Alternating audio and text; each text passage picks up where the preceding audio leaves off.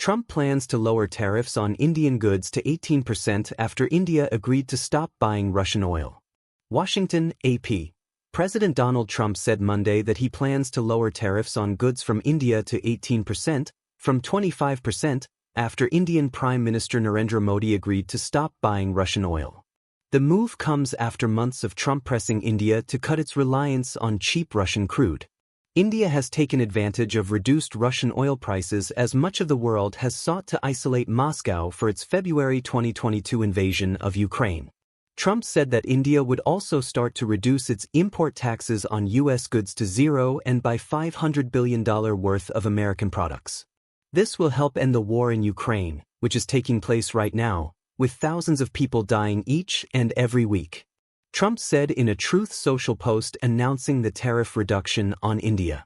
Modi posted on X that he was delighted by the announced tariff reduction and that Trump's leadership is vital for global peace, stability, and prosperity.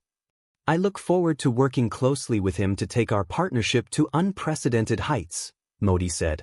Trump has long had a warm relationship with Modi, only to find it complicated recently by Russia's war in Ukraine and trade disputes.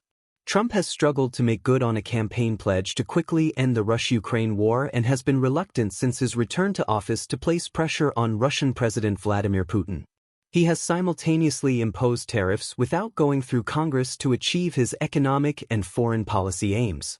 The announcement of the agreement with India comes as his special envoy, Steve Witkoff, and son-in-law Jared Kushner are expected to hold another round of three-way talks with Russian and Ukrainian officials in Abu Dhabi later this week aimed at finding an endgame to the war, according to a White House official who requested anonymity to describe the upcoming meeting. Trump has voiced that he believes that targeting Russia's oil revenue is the best way to get Moscow to end its nearly four-year war against Ukraine, a view that dovetails with his devotion to tariffs. In June, Trump announced the United States would impose a 25% tariff on goods from India after his administration felt the country had done too little to narrow its trade surplus with the U.S. and open up its markets to American goods.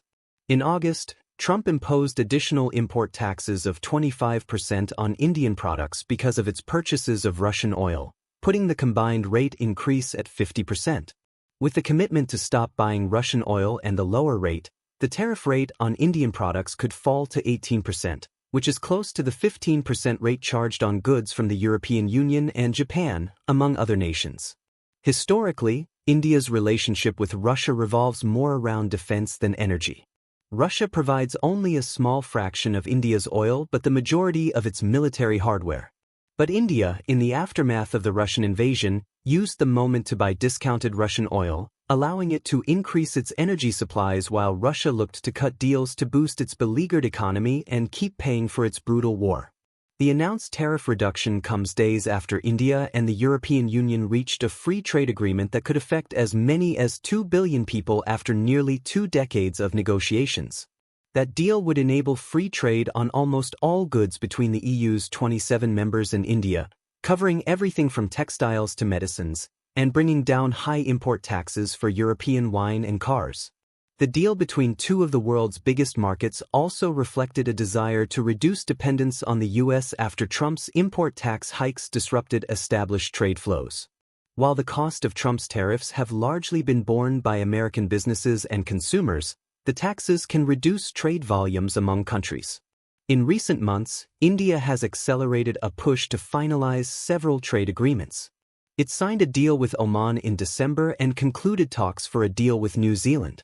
Trump seemed to hint at a positive call with Modi on Monday morning, posting to social media a picture of the two of them on a magazine cover.